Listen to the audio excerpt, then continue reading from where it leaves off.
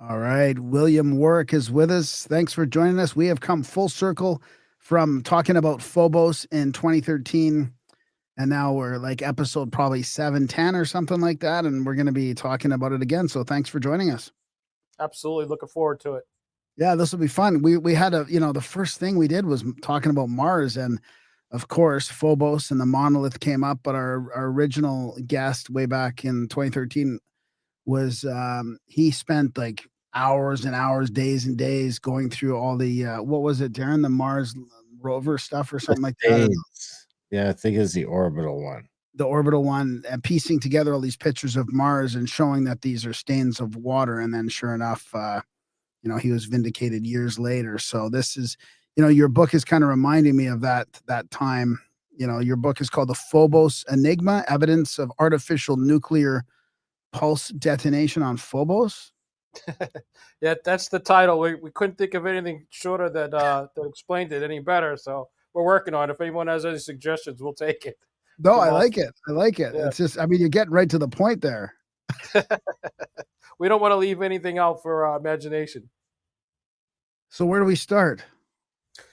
Well, I think a little bit of background for the readers or for the listeners. Mars has two small, they call them moons, but they're not really moon sized. They're more like asteroids, and the prevailing theory for many years was that they were captured asteroids. We actually didn't discover them until around 1877, I think, roughly, which is kind of unusual. We discovered Neptune and some of the farthest planets in the solar system, and we couldn't find Phobos and Deimos until 1877. So there's a little bit of a mystery. There's a lot of mystery, I should say, actually. When you look at these two, people call them captured asteroids, but I think obviously the evidence that we're going to present tonight clearly shows that it's not a captured asteroid, at least not a naturally captured asteroid. And I think that's really the key here is looking at all of the anomalous features of these two moons and their relationship to Mars and to each other, and trying to figure out how did these things get where they are, how did they get placed in the orbits that they're in, how is the chemical composition, the cesium and the rest of the radioactive elements that we know are on Mars and most likely on the two moons as well. Where did all these things come from? These are all artificial indicators of something that was, we say artificial because we don't know, right? We're not going to say aliens or this or that or extraterrestrials. We just know that it's not natural. And I think that's the biggest takeaway that I got out of when I originally investigated this, was that, like, there's no way that these things are natural. There's just no way. And so that's why we call it evidence of basically terraforming, you would call it. You're Right, basically right. You're operating on a space level where you're actually taking planetary bodies and moving them around the solar system in order to get orbits or whatever it is that you're trying to achieve. So that's really the takeaway. Okay, that's a good background on that. You did mention in your original email to me about evidence of ET, of alien life. Is this part of that, or is that a completely separate topic? No, I think it is part of it, because it's evidence that someone or something had the capability, that's the thing, of using nuclear pulse detonations to move these asteroids into the place that they're in now, which is an inner and outer Roche limit, and aerostationary orbit, and the home and transfer orbit, and there's just all of these, like, space things, let's call them space mechanics, right? That we see in satellites. That's really what piqued my interest when I originally began investigating this. Is I started looking at the orbital eccentricity and the patterns of the orbits, and trying to compare them and find an analogy to it, and I couldn't. The only comparisons I could find were actual artificial satellite orbital paths, which were actually not as accurate as, like, Deimos, for instance. Deimos has an orbital eccentricity, which just basically means whether it's an oval shape or a perfect circle. The orbital eccentricity is like 5 millionths of a degree. So it's 0.0005. It's like, we don't even make satellites and put them into space with that degree of accuracy. Wow. But yet we have, yeah, so how do we get two separate bodies, orbiting around Mars at pretty much the perfect inner and outer Roche limits, which is the closest you can be to a planet before you get sucked into the gravity, and then Deimos is in the outer Roche limit, which is as far as you can be before you leave the gravity of the planet. So it's like 6, 7, 8, 9 things. If you have one or two of them, you could say, okay, it's possible. It could be natural. Universe is a big place, and even if it's a billion to one, it's still possible, right? It's like winning a lottery ticket. People win the lottery ticket all the time. But when we ran the odds on it, it actually came out to 1 in 5 trillion. 1 in 5 trillion, which is about 1,000 times more difficult to win the lottery ticket than the 1 in a billion. So it just doesn't. That's taking them both into account, like this whole scenario, or yeah, exactly. Yeah, all the different anomalies. In fact, in the paper, we show the calculations that we used to come up with that. So it's like orbital eccentricity, Hohmann transfer orbit, aerostationary orbit, inner and outer Roche limits. There's 4. The 5th one was the cesium and the radioactive elements from the Kaidun meteorite, and the Kaidun meteorite itself is evidence. So, and then you have it not just on one planetary body, which is, say, for instance, Phobos, but you have it on 2 planetary bodies. So it's not even like 1 to the 7th times 54, or whatever, whatever the calculation is. It's 2 times 7th to the 54th power, or whatever the calculation is. So, and that's really where it just becomes impossible to say that these are naturally occurring things. In my opinion. Does this fit in with the whole overall theory of Mars? And what's that scientist Brandenburg, I think his name is, or oh yeah, I know who you're talking about. Yeah, absolutely. Yeah, does it fit in with that whole Mars theory too? That it was sort of blasted nuclear. Like, does this what happened to those moons fit in with that? Yeah, absolutely. The only question is going to be, I think, moving forward, is did the cesium and the other radioactive elements come from nuclear pulse detonations on the to move those moons into place, which we know that they did. The evidence is clear that they did, and or was there nuclear explosions on the planet itself, or both? The history of the moon is, I'm sorry, not the moon, but Mars is there's obviously, we have legends and myths to guide us a little bit, but it obviously, it looks to me like there was some kind of event, maybe there was some warfare or something of that nature, and the planet was struck. There's one gentleman, I believe he calls it the electric arc theory, the electric universe theory, which actually makes a lot of sense. And I actually I prescribe to some of his theories about how some of the mechanisms work, and how for instance, like the Valley Marianas, not the Valley Marianas, I can't remember what it's called, but they got the largest canyon in the solar system. And one of the theories, not my theory, another gentleman's theory, is that was actually caused by some kind of close interaction with another planet or a comet, and that caused an electrical arc to actually form between the two, and that's what caused that huge depression, like the Grand Canyon. So I do think that there's ample evidence on both areas, both on Mars and the 2 asteroids, to indicate that there was nuclear events, let's call them, right? We don't know if that was an attack, for instance, from a nuclear bomb, or if that was just fallout from positioning the moons into the positions they're in now. It's really difficult to tell. And there's probably a little bit of cross-contamination we might never be able to tell without actually going there and doing archaeological studies in person, so to speak. But yeah, there's definitely, Brandenburg's right. There's no way to really explain that in a natural context. Did this get you to look at our moon a little closer too? Did it change your view on our moon going through all this research? It's interesting you brought that up. I have done a bit of research into our moon. It also has some anomalies to it as well. It appears to be hollow, which is really unusual. They did a test after the Apollo missions where they sent one of the landers down, and they basically bounced it off of it, and the thing rang like a bell for a couple days, apparently. So I think it's absolutely possible. In fact, if you look at Native American legends, some of them say that the moon was actually brought here, and it's actually populated by some kind of aliens or ETs, and they specifically say that, like, we're not supposed to go near it or touch it or whatever, and that may be the reason why we really haven't gone back there since 1969, 1974, whatever. So it'd be interesting to see what happens in these next few years as we branch out back into space and really sort of try to confront these things, right? Because obviously, I think it's hard to say that there are not extraterrestrials or other life out there. I think it's pretty silly to think that there's not at this point. There's so much evidence that points to it. Whether it's water on Mars or bacteria on panspermia or on asteroids, DNA seems to be, obviously, look at the Earth. There's thousands and thousands and thousands of species on the Earth, all with the same life pattern, which is based on DNA. So it would be foolish to think that that we won't find it throughout the universe, and it'll probably look something like us. We get expected bipedal, 2 arms, some kind of hand structure, and it's just how evolution works. So I'm a firm believer that in time we will find some of these answers. Maybe not all of them, but we will find a lot of them, and we'll probably find them on the moon and Mars and Phobos and stuff like that. Kind of retracing our steps, I think, is possible as well. We may be finding the evidence of our own expansion into the civilization. I have a pet theory.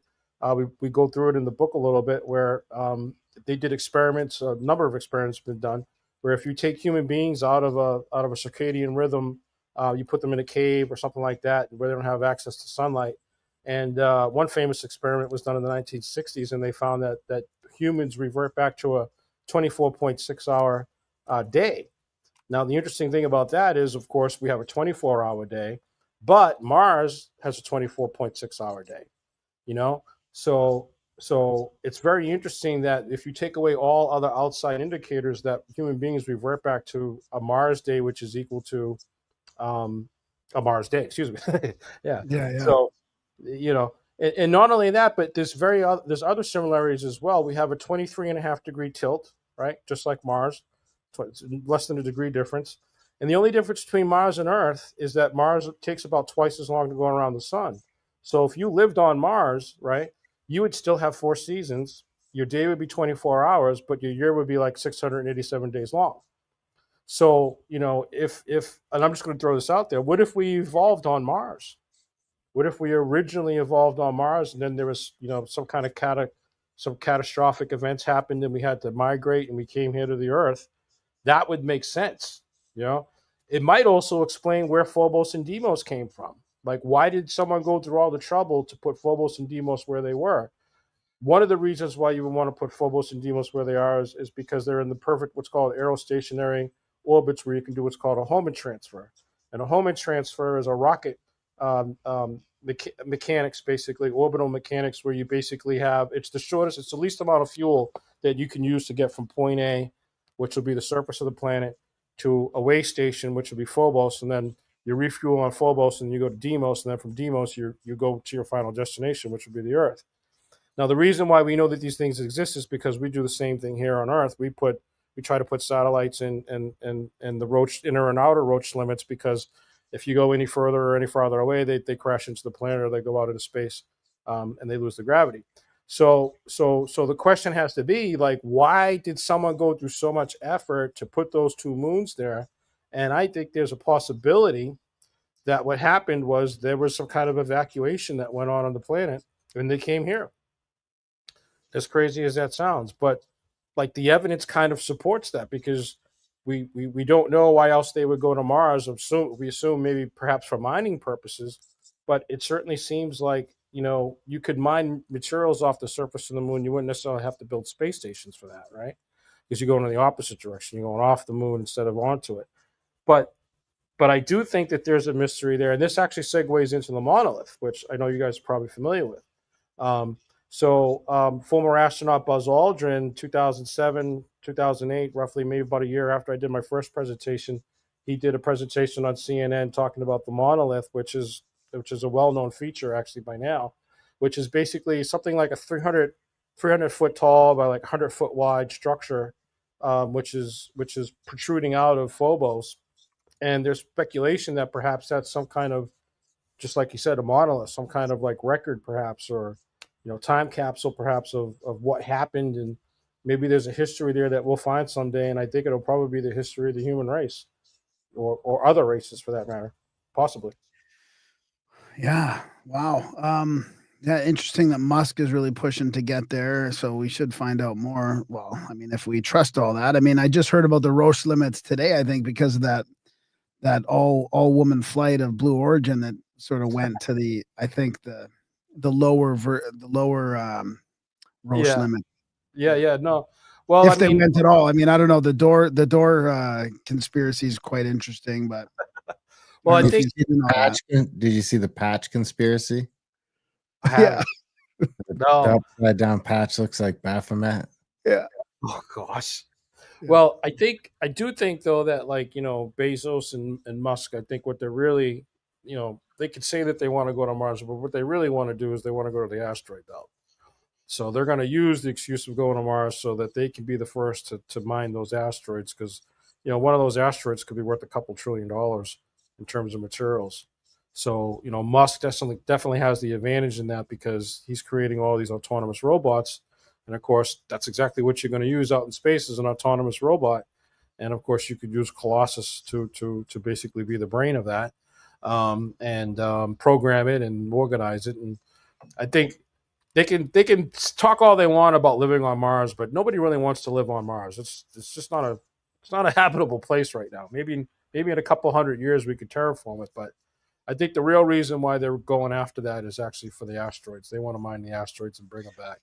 Well, do you think there's a legitimate reason for avoiding cataclysm here too? I mean, I do feel like there's a lot of people talking about we're coming up on another pole flip or cometary impact chance or solar flares, micronovas. I mean, there's all these different theories, but there seems to be a cyclical cataclysm that might affect more than Earth. But what it seems like, I mean, who knows whether to believe Elon or not, but he's like, we need to get humanity safely in another spot as well. Or could you do that on the asteroid belts as well? Or do you think it's really just about resources? It's resources. Yeah. It's just about resources. I mean, look It's what like a sci-fi novel, right? Like Ben Bova yeah. or there's some really cool sci-fi novels about these massive corporations that are mining asteroids. I should go back and listen to some of those. No, I mean it's it's silly to think that you're going to get any sizable population off the Earth and to Mars. I mean, think about it, right? I mean, we could barely probably get a couple hundred people there at a cost of maybe a couple hundred billion. So like, Yeah. what's the rescue plan for the other 8 billion people? You know what I mean?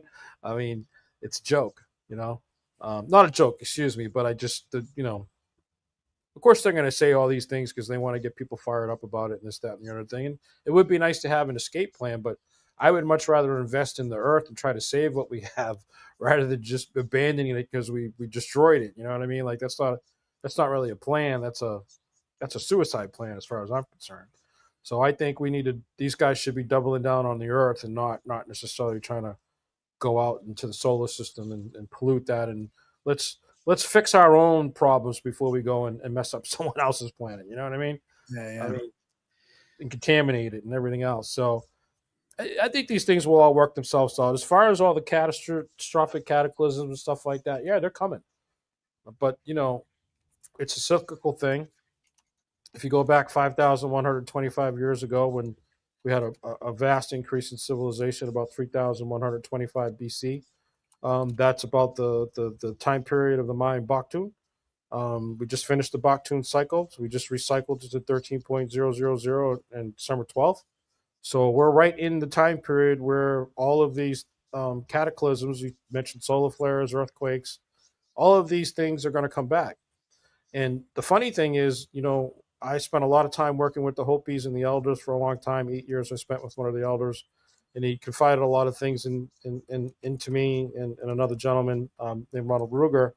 And you know, if you've got a history that goes back 50,000 years, right? Oral history, and they do have this, by the way.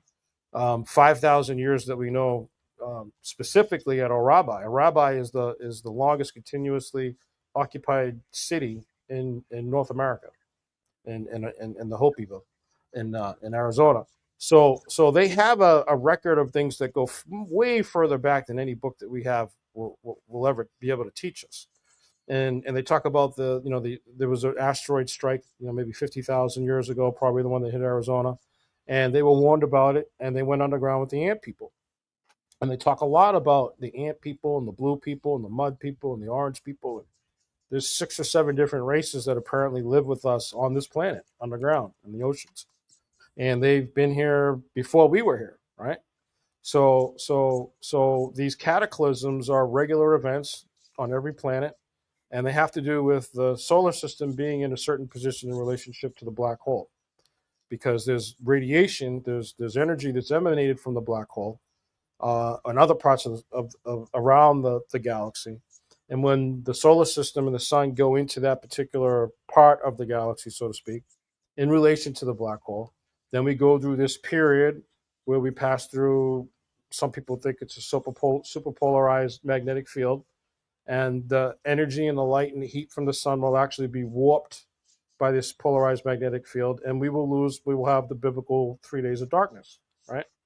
Now, the crazy thing is, most Christians will know that story from the book of Revelations, but it's actually in the Native American stories as well, right? So how do you have these completely two separated by continents, right, in thousands of years of history, and yet they have the same story?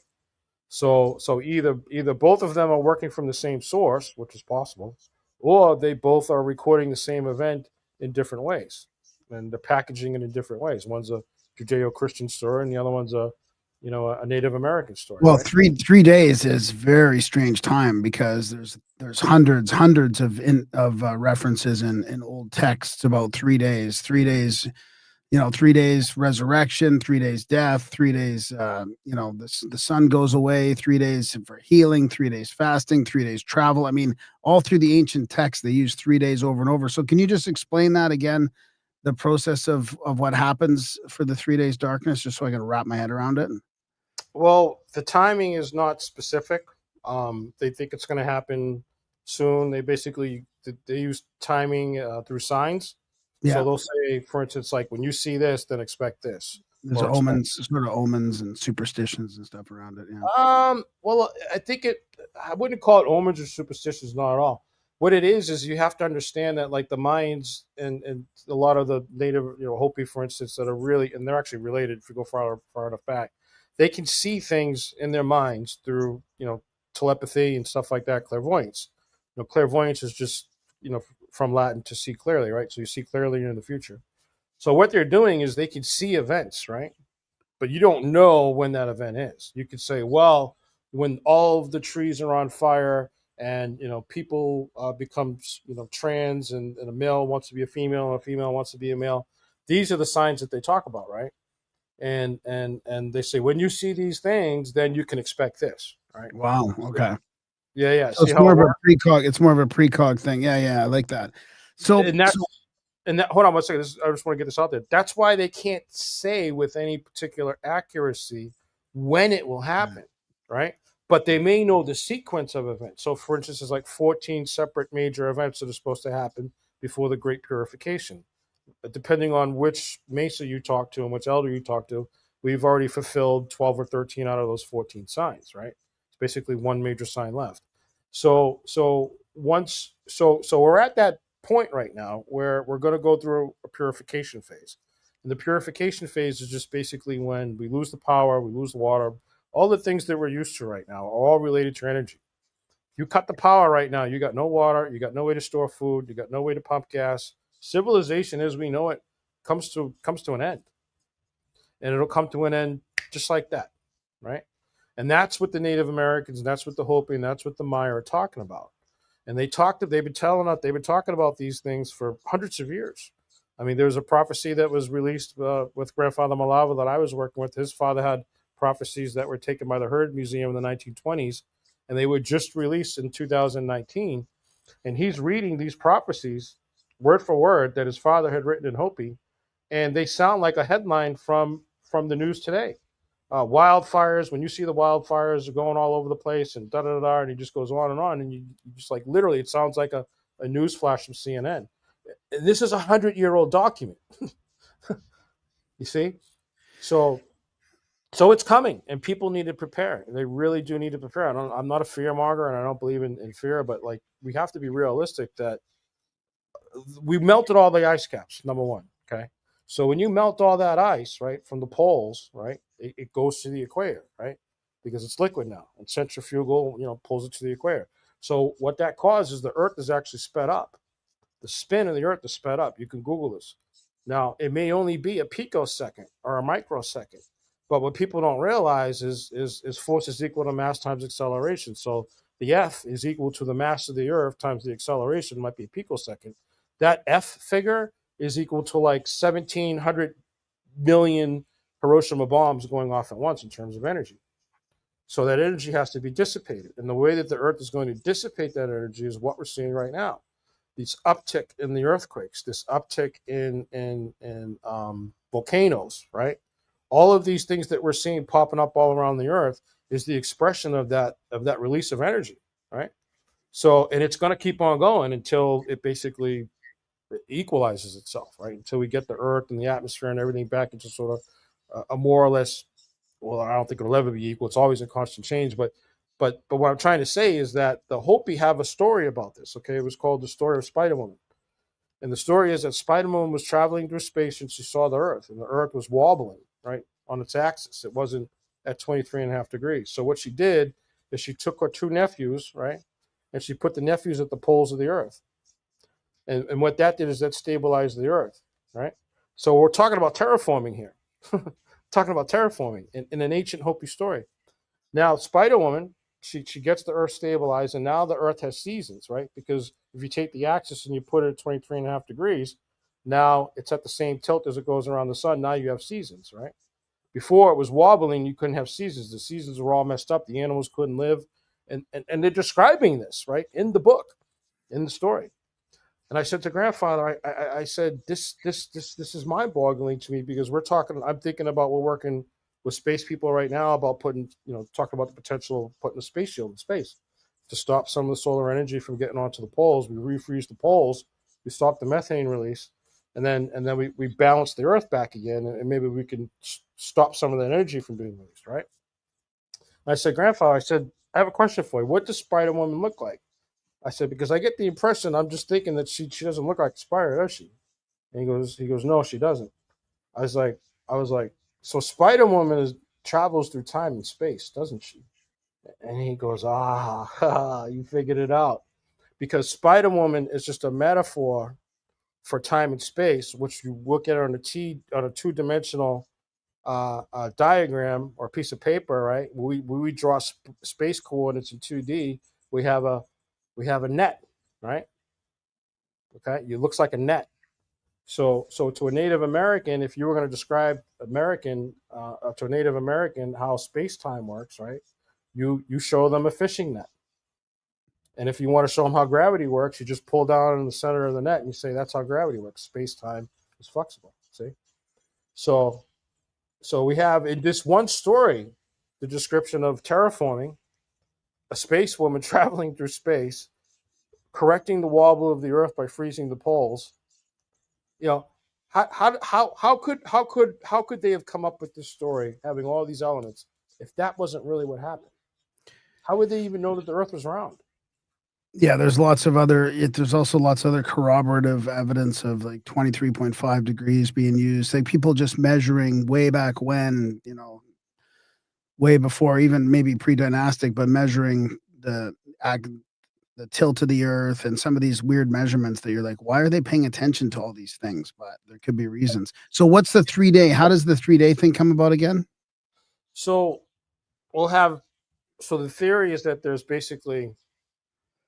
basically like a super polarized magnetic field, whether it's emanating from the supermassive black hole in the middle of our galaxy or it's emanating from someplace else.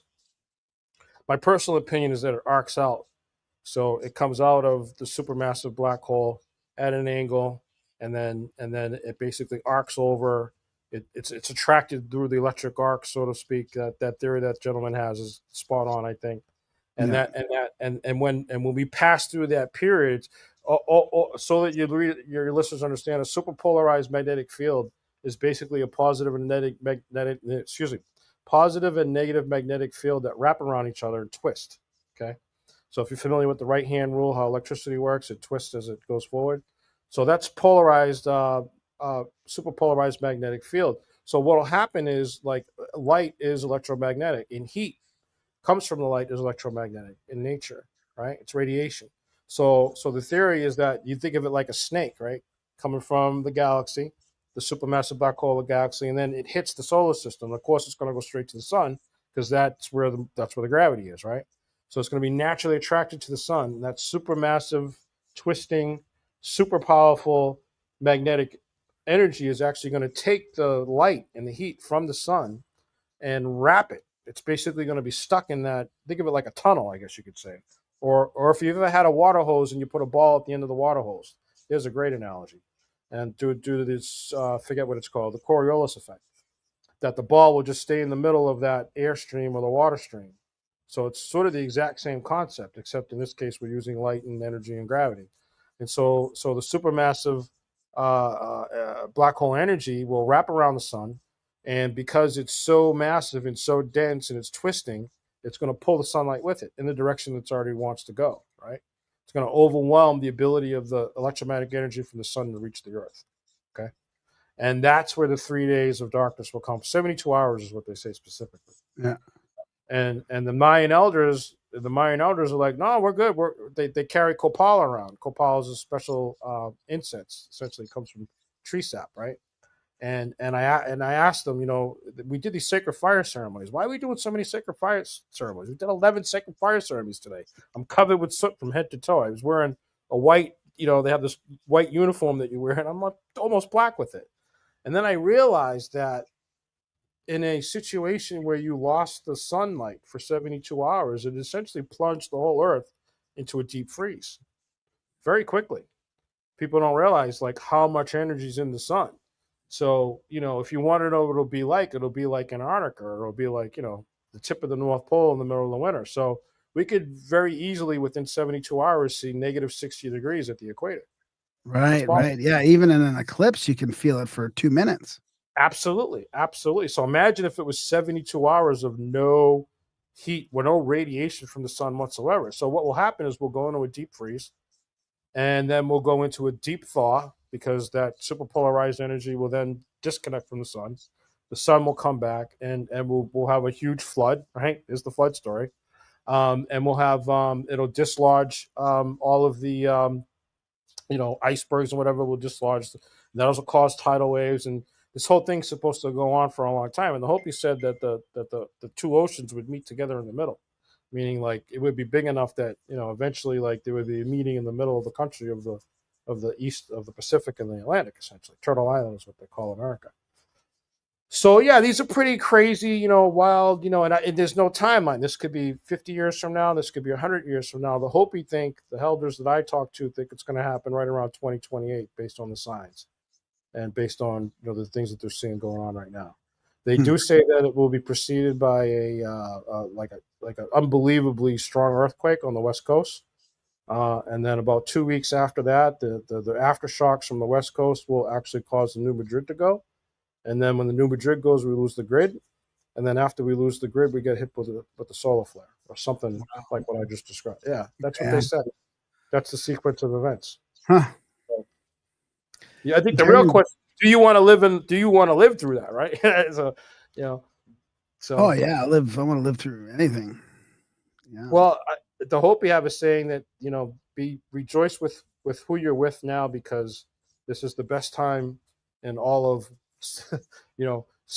the life of a soul to be alive, I guess is what they're trying to say. This is a very important time in history for humans, and if you believe in quantum entanglement, the past, present, and future are all the same. So I think it's all important, and it all ties in. I mean, if we're looking at Phobos and Deimos and Mars, we could be looking back in history at our own destruction, a story of our own destruction, to try to maybe help us understand what we might be facing now. Darren, do you got any questions at all? Or? Do you think like NASA is onto this stuff? Or are they just dismissing it as a coincidence? Or what's the mainstream take on the inner and outer? NASA's known about this for the Russians and Americans have known about this for decades. This is nothing new. In fact, I think actually there was a secret mission to. Well, it wasn't really that secret. Phobos 1 and Phobos 2 was a joint CIA-Russian mission in the 1980s that was sent to Phobos and Deimos in order to investigate some of these things. Phobos 1 was lost.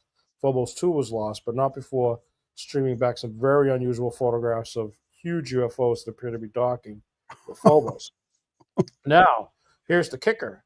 One of my books, which I have yet to publish, the Norfolk incident, I was able to put together a timeline of all these events, including the Kaidun meteorite. And I think what happened is when that mission was done, when the Phobos 2 satellite was lost, okay, that was in like 1989. We had a Russian American summit planned with the in Iceland, actually, I think it was with Reagan, and the summit was scheduled, interestingly enough, right after Phobos 2 was scheduled to rendezvous with Phobos. And I actually believe that they were able to learn and discover things that we're talking about right now. It's taken 30, 40 years to come out, that actually forced them to sign the SALT Treaty and the other treaties that they signed, and eventually a year later led to the downfall of what, the former Soviet Union, because of this newly found. And remember, Reagan made that speech at the UN too about what if we found out that there was a foreign enemy that was possibly a hostile threat to all of us. Would that not unite us all? And then the next thing the Berlin Wall falls. So I actually think when history is written, we will look back someday. We'll know the truth, I think, and we'll be able to read the archives someday of what actually happened with Phobos 1 and Phobos 2. And I think we'll find that actually helped lead to the end of the Cold War, believe it or not. Oh, and one more fun fact, just to throw this out at you, just in case you think this might be a far-flung theory. Kaidun, the meteorite that it shows the evidence of the nuclear pulse detonation, fell on a Russian military base in Yemen. And I did my talk at an Alien Con in 2019, 2018, I think, at Baltimore. And at the very end of the talk, a very learned gentleman came up to me at the end of the talk and basically said that wasn't an accident. Meaning, it wasn't an accident that meteorite just happened to fall onto a Russian military base in 1989. That was more than likely a planned event with probably a more top secret mission that we didn't know about that went to Phobos that the Russians and the Americans worked on together. They split the cost of it, essentially. So, well, maybe we can get to some of the visual evidence of Phobos. I can share your book, some pictures from your book here.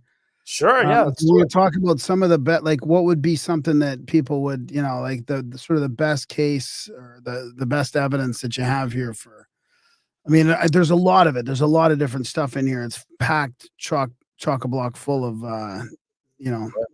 Yeah, sure. theories If you want to scroll down, I think honestly, so I had this right there. Go up a little bit.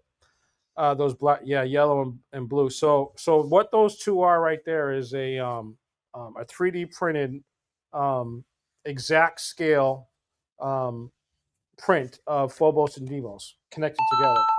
Oops. Wow. Okay. So like the yellow one is Deimos and the blue one is Phobos. Yeah, the big one is Phobos, and the little one is Deimos. Yeah. And I had been looking at photographs of these for a long time, and I have a photographic memory and eidetic memory, and I said, wow, it looks like these two could fit together. So in 2007, I had the theory. I put the theory together that actually Phobos and Deimos were one body, and they were split apart and by nuclear pulse detonation and put into the orbits that they're in. Because it makes a lot more sense to move one big, huge body, put it into outer orbit around Mars, split them apart, and then put them into the respective orbits. So I didn't have the ability to really prove it. I were taking a lot of time in computational, software that I didn't really have. And so I kind of put that idea on the backbone. Then about 2-3 years ago, I was able to get my hands on a 3D printer. And I said, well, why don't I just 3D print these to scale and just see if they fit, right? So that's what I did. So if you scroll back up to that yellow and that blue symbol, those are that's what I 3D printed out. And what I did is I moved them. I basically took them and tried to fit them together to see if they would fit. And I moved them around till I found a spot that looked like it fit perfectly. And basically what I found, that one right there. So what I found is basically about 80% of the perimeter between the two bodies was perfect. And Wow.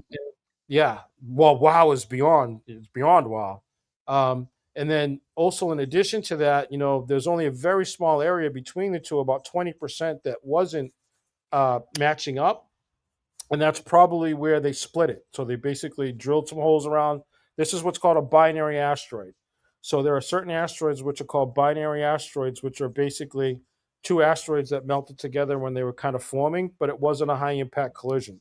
So it's basically two bodies that melted together, and what they did is they sawed out a body like this and they split it apart. So the blue is actually, I took some modeling clay, and I put it over the outside of the two, so you would get an idea of what it would probably look like before they split it apart.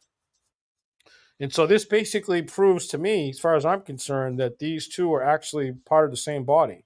I call it Pandemos, and they were actually split apart and put into their respective orbits.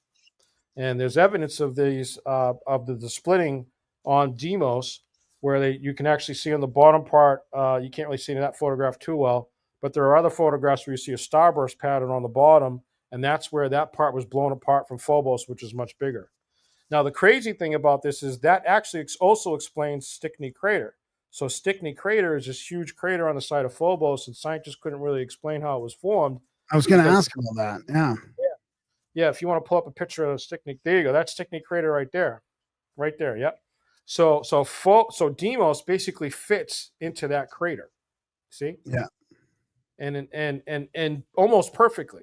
Almost, that's the crazy thing. It almost fits perfectly. So much so that no, I don't think anyone could ever like think. You have to play with them in your hands to see how well they do fit together. That they could say that they didn't fit together. Okay, Yeah, cool. yeah. Now this one right here is a great photo. So you see those striations on the moon? Yeah. Yep. Those are called I forget what they're called, but basically they're pockets of molten rock that was forced across the surface of the moon, and these change direction, and people have been puzzled by how these could form. Well, the reason why you have these striations in the moon is because when they split apart Pandemos to make two separate moons, they used nuclear pulse detonation. So every time they set off a nuclear bomb, the debris that was between the bomb and the planet was thrown back towards the planet in molten form, and that's why you see these streaks, because that's from the nuclear pulse detonations going off. Boom, boom, boom, boom. And now keep in mind the Phobos is probably turning on its axis, right? So as it's turning, you have an explosion. Now it looks like the line's coming from a different angle, but it's not really. It's just that Phobos was turning as the explosion went off. So the radial pattern changes in relationship to where the bomb went off. So that explains all of those anomalies all over the surface of Phobos. Explains them 100%. Huh. Where's this picture come from with the lines on it like that? It's either NASA or ESA. It's one of the two. Go ahead, Grant. Well, Will 2022 is asking about. I don't know if I want to take us too far off these pictures here, but he says bring up Arakoth in the Kuiper Belt. I don't know if you know what Arakoth is. It must be an asteroid in the Kuiper Belt. Yeah, I'm not sure. He might be talking about a binary in the asteroid belt. Okay. Sounds to me. All right, let's move on here then with these ones here. So what's this one? That looks like a cool spot. So that's just a I believe it was an infrared radiographic image showing the leading edge of the planet. Not the planet. Excuse me. The asteroid. So one of the interesting things about this is that it's I forget the exact technical term for it, but essentially as it's going around Mars, it basically faces in the same direction as it goes around Mars. So it's not tumbling and it's not falling over. It's basically has the same face to the same side of Mars all the time as it goes around it. So it goes around this way, the leading side, and that's the Mars is over here, and it just goes around. Correct. Which is what you want if it's an orbiting space platform. You don't want it spinning. You want it you want to know exactly where you can dock with it. So that's what we would expect. Now, if it was a naturally captured asteroid, we would not expect that. We would expect it to be just all over the place, spinning wildly, and the orbit would be eccentric as well. That's a great photo. So that's a color enhanced photo. So you see that white? So that's one of the areas where one of the bombs went off, and they were probably trying to correct its spin or its rotation, and so they put it off to the side of the planet, and that is essentially the blast wave pattern that we see that would come from the nuclear pulse detonation. And there would be multiple detonations, not just one. There would be boom, boom. Oh, have you heard of or seen the Netflix Three Body Problem? Yeah. Okay. Well, do you remember that whole thing where they're talking about nuclear pulse detonation? This is it. Yeah. Trying to get it through the yeah. So this is nuclear pulse detonation. This when the three body problem, I was like, oh my god, I can't believe it. Someone in the world will know what I'm talking about now. But this is exactly how nuclear pulse detonation would work. And you see how there's all these pits and everything on there. If you look at Deimos has a lot of dust, and all of those holes have been filled in, so it's very smooth. Whereas on Phobos, it's a lot more hilly. You see those sort of cracks, they call them rills. That's the evidence of the nuclear pulse detonation. So the reason why Deimos has more dust is because Deimos was placed into an outer orbit and it was much smaller. So you don't need as many nuclear pulses to keep it where you want it. But in order to get Phobos, which is like 4 or 5 times the size of Deimos, into the lower orbit, they had to fire off a lot more bombs to slow it down to get it into that lower orbit and to get it into the position that they wanted. So all of the dust on Phobos is gone, but most of the dust on Deimos is still there. Is there any pictures of the monolith in here at all? I tried to find one earlier and I couldn't. Yeah, it should be. I if you keep on going, I separated them. It should be like coming up soon. The monolith. Did you say what you think the monolith was for? Do you think they were using that to like tow stuff around, or well, no. I guess you said you thought it might actually just have some actual inscription on it. It could. Well, it's a very tall. Apparently, it's about 300 feet tall and about 100 feet wide, and it sticks out from the surface pretty far. Now, there's basically, as far as I'm concerned, I have 2 theories for it. One is that it is a monolith or some kind of structure that was built by someone, possibly like some kind of docking platform or something like that, right? The other possibility is that it's some kind of artifact or debris that was blown back into Phobos when they split apart. There you go. There it is, right there.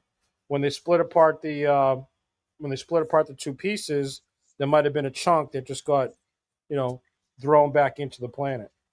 But here's the crazy thing about that. If that were true, you would expect there to be some kind of debris field around the monolith, like a crater, so to speak, of where it hit.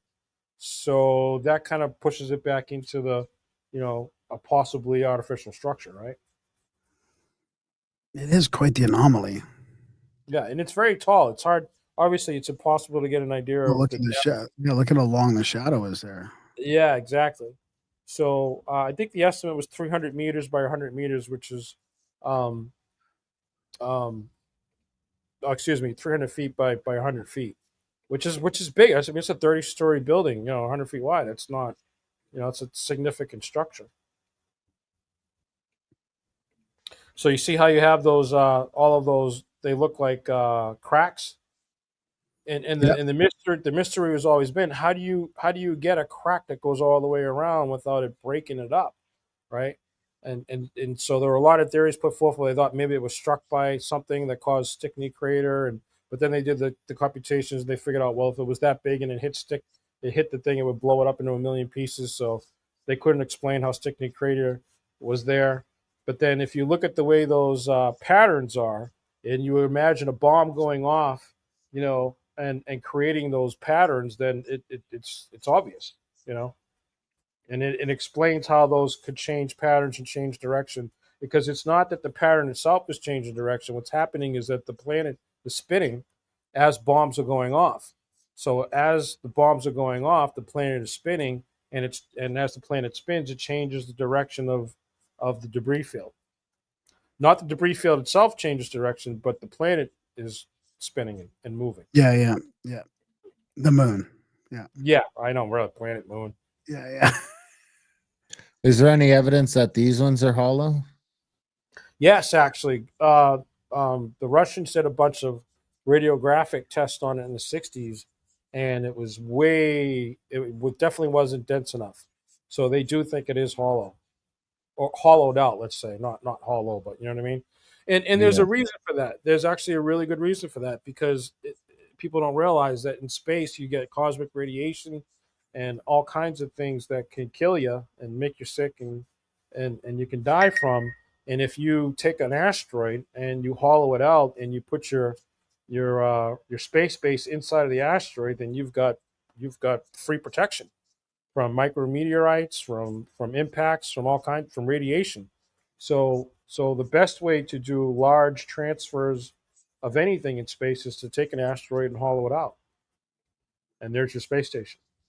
Yeah, there's a bunch of theories that people are saying that all these civilizations out there are just underneath these planets, inside the planets, inside all the caves and tunnels and stuff, and like the outside of the planet is more of a rare visit type thing. It's like Yeah, yeah, Eden yeah. as compared to like where you normally live because of all these dangers. Really, I have a theory behind that, actually. When I was working with Grandfather Malava and the Hopi elders, we talked a lot about the different ages. So, for instance, like they believe that there's been five previous cataclysms, right? yeah. Five previous extinctions, and we know this from the record, right? It's accurate, right? So how could they know that there were five previous extinctions unless, like, either someone told them, or they lived through it, and someone told them that they lived through it? I don't know, but they knew it without science, right? So they also have about five or six indigenous species that they communicate with and that live underground, right? So I thought, well, what if every time there was a prime species on the planet, any planet, and we have these cyclical events, whether it's asteroid strike or melting poles, etc., and every time there was an extinction level event, they went underground, and then the next species takes over on the ground, and then they have an extinction level event, and then they go underground. Long story short, if there's five extinction level events on the Earth, and there's five species that live under the Earth, I'm thinking that those are the five Earth species that are indigenous to Earth and had to go underground during the last, Couple cataclysmic. million years or whatever. Yeah, yeah. Yeah, exactly. Which would explain why they have this relationship with them, and perhaps why the Ant people came to help the Hopi, right? And tell them that these things were coming, which is amazing. They must have high technology that we don't really understand. Oh, wait. See that picture there on the bottom with Deimos? Yep. See that starburst pattern? Yeah. That was the first thing that made me think, what if that was attached to Phobos, and that's evidence of an explosion that exploded out from a central core and blew the two planets apart? And that's the face right there that fits into Stickney. Wow. Yeah, that's crazy. You see I how it was going to fits? ask Like you. I was going to ask you when you mentioned the 80-20, if there was anything that in the 20 that showed markings or anything like that. No, it basically just looks like a part that was probably the weakest part of the connection between the two, so to speak. Yeah. And they just like we would do, we would just drill holes down, and then we pack it with dynamite, and then we do a sequential blast, and we break it off. And if you look at Stickney Crater, it's pretty perfect, right? If you look at it, and you wouldn't necessarily get that from a strike, right? And if it was big enough to cause that kind of an impact, it would more than likely destroy the whole planet. That's why Stickney Crater is more evidence of an explosion, not a strike implosion, if that makes sense. So it wasn't a compaction event; it was an explosive event that separated two. Basically, you just took a natural occurring crack, and you just created more of a crack. And then once you separated them a little bit, then you'd blow up another bomb and another bomb and another bomb. And of course, every time you blow up a bomb inside of the crater that you formed where Deimos was, you essentially are concentrating it, using it like a nozzle to concentrate the energy towards Deimos.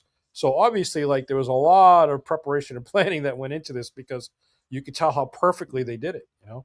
The evidence is there. Yeah. As an engineer and as a builder myself, I'm fascinated by it, because I look at this and I'm like, wow, they thought of everything. They really knew what they were doing. There's the shadow, right? Well, I think that's a UFO, isn't it? Or that's not the Is that the Well, is that the monolith, or is that you? Some of these UFO pictures. Well, no, that's actually a shadow on Mars, which they believe is the shadow of the UFO. Oh, okay, yeah. That Yeah, UFO that they're showing all these pictures correct, of. correct.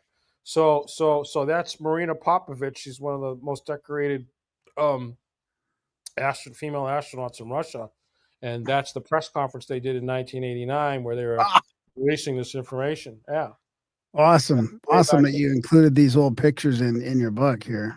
Yeah. Is that Phobos it's next to Yeah, yep. for She's got a scale? picture So of Phobos, and there's a like a 32-kilometer long UFO, like basically trying to dock with it, is what it looks like. And Looking for that, the monolith. yeah, yeah. Well, exactly. That could be what the monolith is for. Actually, it could be like if you look at the dirigibles back in the old days, you would basically have a huge mast type thing, and you would just obviously there's no air there, so it could just basically float there and connect to it. Yeah. huh, Wow. imagine that. Yeah, Is there back in the day anything when they could actually like have a conference and talk about UFO pictures before they clamped down in the 90s and 2000s, really. Now we're back to like some openness of it, I guess. I mean, that was like 1991, I think, roughly 92, Yeah. 93, maybe. I mean, you might have back been in able to find those 2000? pictures in like a couple obscure UFO magazines, but it's nothing like what we have today, Yeah. I think it was like 99 when you can start downloading them from NASA. Yeah, right, right. Yeah, 2 days. William, is there anything you feel like we didn't get to from the book that you'd like to get out? No, I think just for everyone to keep an open mind. Obviously, when the book is available, love for everyone to get a copy of it. Um, I think these are important topics, not just for the human race, but I think for the future of the What human is race. that? That's Orion. So that was the government's plan to do nuclear pulse detonation through ships. Remember the three body problem? Right. I didn't see it. Yeah, no, Project Orion was a real thing. And when they were talking about, Project Orion, that was a real government program to use nuclear pulse detonation. These are the plans for it. Huh. Yeah. Look at that. Yeah. So it's and they put a lot of money into it too. The only reason why they didn't do it is because there's too much pushback for exploding nuclear bombs in the atmosphere. But I mean, it's technically feasible, and it would be the best way to get it into space. To Mars and beyond. Yeah. Well, here's the crazy thing, right? Now, NASA's got a penchant for how should I say it? Hiding things in plain sight. So that's a 50 or 60, 70-year-old project, right? Project Orion. Well, what's the name of the project right now to go back to Mars? No way. It's Project Orion Wow. and Apollo. How does that thing work? It just like wedges itself in and keeps blowing up. So you see that? Stay right there for a sec.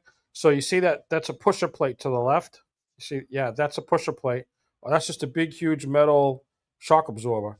And those tubes right there are shock absorbers. So what you do is you explode a nuclear bomb behind it, and it imparts pressure on the pusher plate, and it pushes the spacecraft through space. So you basically see that little tube down by your X.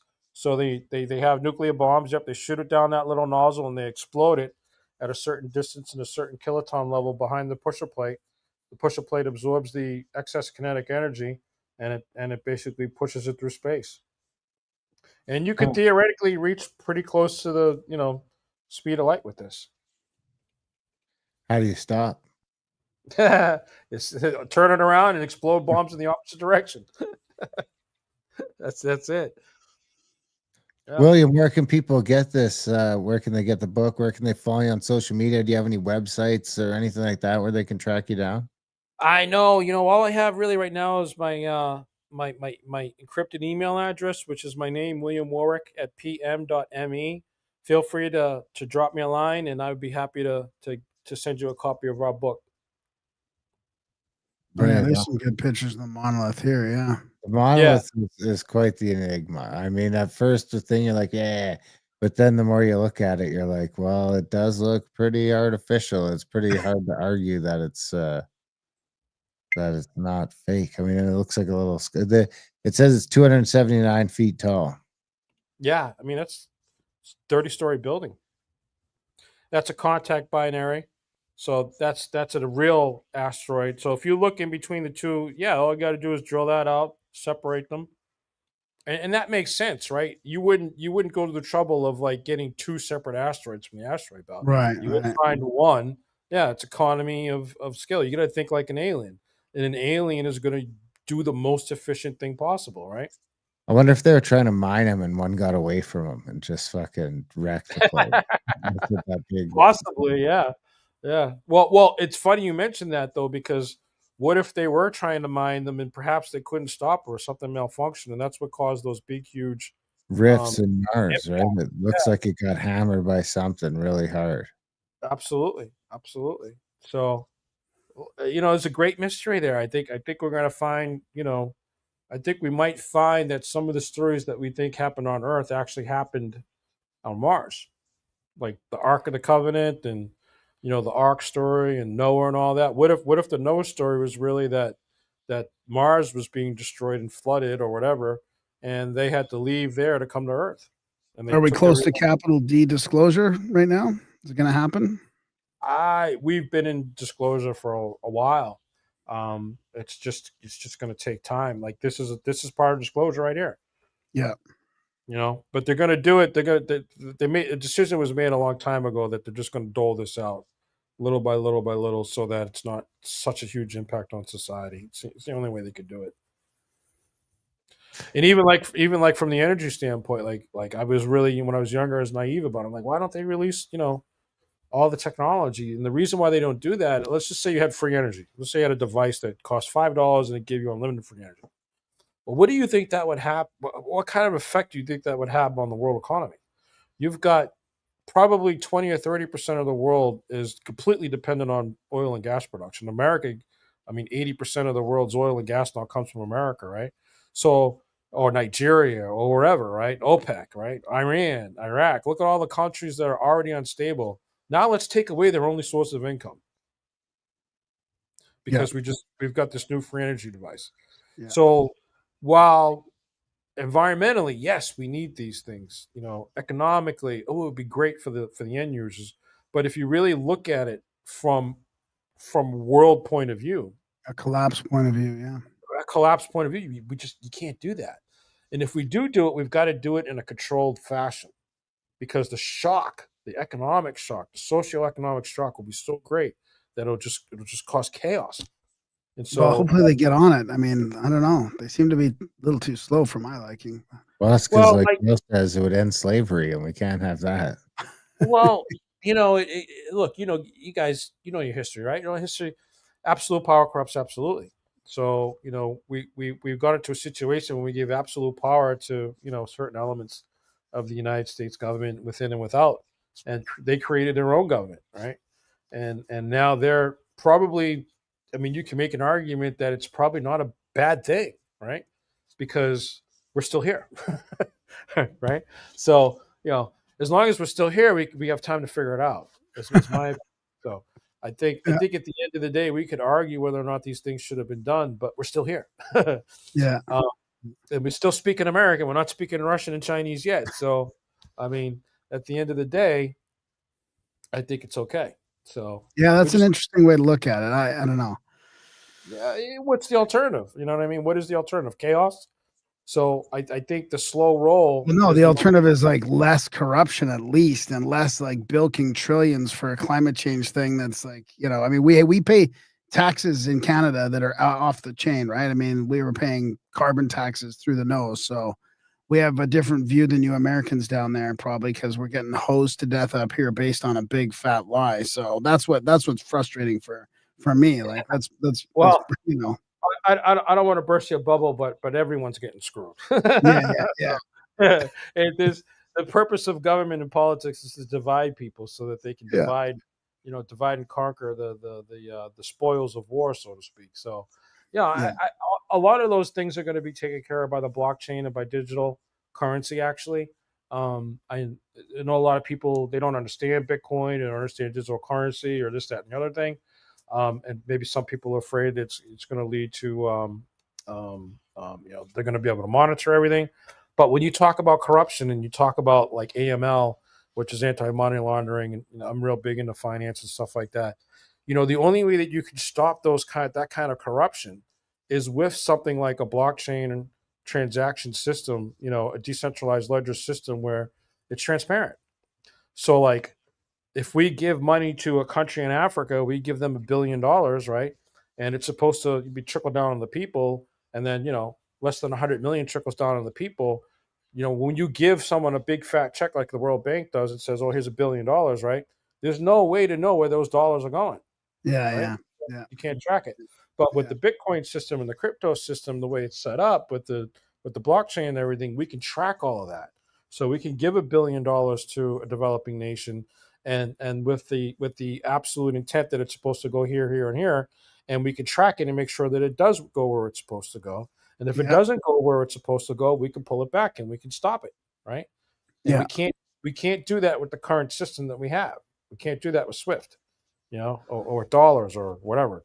So I think we could just get them to actually borrow money, and we could just take care of ourselves for a bit. That would be maybe for a decade or two. That let other people borrow the money and go into debt. We've been into debt for long enough, so let's take care of us, and then we'll worry about the rest of the people, because we got people dying left, right, and center on the streets here, and it's not good. So it's not good. The system is set up to take. Yeah. The system is set up to pull and to take and to graft, essentially, right? Because what is business, right? What business is, someone has to make a profit off of everything, right? That's otherwise we all have to eat. So whenever we sell our goods and services, we have to make a profit off. The problem is that at the very top levels, the government levels, the political levels, in every country, I don't care what country you're in, there's corruption. And it's gotten so bad and it's gotten so out of control. Like in America, we've got a $68 trillion debt. Now they say it's 14, 15, 30 trillion. It's not. It's 2 or 3 times that size, right? Because they don't include Social Security, and then they do some creative accounting. We're never going to be able to pay that debt off conventionally. Now we will be able to pay it off if we convert to a stable coin, and then we use the stable coin value to basically offset the national debt over time as the stable coin crypto value goes up, which is essentially what they're trying to do right now. And that probably will be successful, but it'll take a while, right? But the beauty of everything that's coming down the pipeline that I see is that technology got us into this place we're in right now. All these problems that we have. And the reason for that is because the technology increased much faster than society was ready to adapt to it, and that's still a big problem. But I think we're kind of reaching a sort of crescendo here where, the average person, has access to a smartphone now. And if you got access to a smartphone in most countries, you can access anything, I mean, if my kids were young today, I would say, why go to college? Just get a YouTube account. YouTube anything you want. $35 a month versus 150 grand. Get a YouTube account. Google anything. Get ChatGPT. ChatGPT will sit there and tell you anything you want to know about anything. Yeah. So maybe technology will get us out of this mess. It's interesting view. Yeah. We'll see what happens. I reserve judgment. William Warwick, sorry, this has been great. Come back again. We'll do this again down the road. I love you guys. Definitely. We got a couple more books coming out. Phoenix Incident, The Covenant, The Norfolk Incident, The Third Secret of Fatima. Oh, cool. All kinds of good stuff. Yeah. Right on, buddy. Yeah, when those come out, let us know. Absolutely. All right, buddy. Thanks. Appreciate it. Have a good one, guys. Yeah, see ya. Oops. Sorry, William. And that was our chat with William Warwick, the Phobos Enigma. What'd you say? Yeah. That's good to come full circle. Yeah, that's crazy. What is this, episode 706 or something like that, right? So come back. We must have touched on it a little bit there. In between a little bit too, maybe. Oh yeah, a little bit. I wonder, we didn't get into the stains. I mean, I haven't looked at the stains in a long time. They must have better pictures of them. Did Elon dive over any yet? Imagine now you don't have to download them all individually and put them all together, stitch them all together on dial-up. Remember when the rover found some trash and they tried to tell us it was just the trash from the other rover from before? Like, oh, well, it is a little smaller than Earth, so I guess. Well, what'd you think about that Blue Origin thing? Did you hear about the door thing where Bezos had to open the door with a tool, but they had already opened it from the inside, and everybody's like, "It's fake! It's fake!" I'm trying not to go there. Involved. I'm trying. I haven't seen it yet. The wife's been asked me if I watched it just before the show, and I was like, "Nah, I haven't. I don't care." It's pretty funny. It's pretty gross, actually. It's a big PR stunt, but to me, that doesn't mean the whole trip was fake. It just means that they're trying to make it seem like it's all techie with him opening it from the outside, and Bezos needs his 2 minutes in the limelight. It's kind of it was gross from that part of it, but it doesn't mean the whole thing is fake. That's where but they're like, the door can't open inward; it has to open outwards. It's a lie. It's all lies. I mean, that's the thing. They lied so much you can't rule anything out. Everything's a conspiracy now. At this point, big thanks to William for coming on the show. Big thanks to you guys for listening. Even bigger thanks if you're one of our lords or our ladies or people that support the show, our nobles, any of them, all of the above. Head over to grimerica.ca/support today. Sign up for a monthly or make a one-time donation, and we would be all giddy and happy. And his Graham's fucked it up again. And head over to adultbrain.ca for all of our audiobooks and ebooks and print books and all the great stuff over there. We'll publish your book for it if you want. This is Grimerica. We have grimericaoutlawed.ca for other content. A little darker over there sometimes. Contact at the cabin for trips and events. I think we're down to like we got another spot gone today for a trip with Randall next month in a few weeks. So if you want to get in on that, you better get in on it. There's only a few spots left. And then we got some other great trips coming up after that. And of course, head over to GrimericaCBD.com to explore the mysteries of the CBD universe. You can get tinctures and gummies and all sorts of good stuff. Other than that, we love you guys. Thanks for listening, and we will see you next week.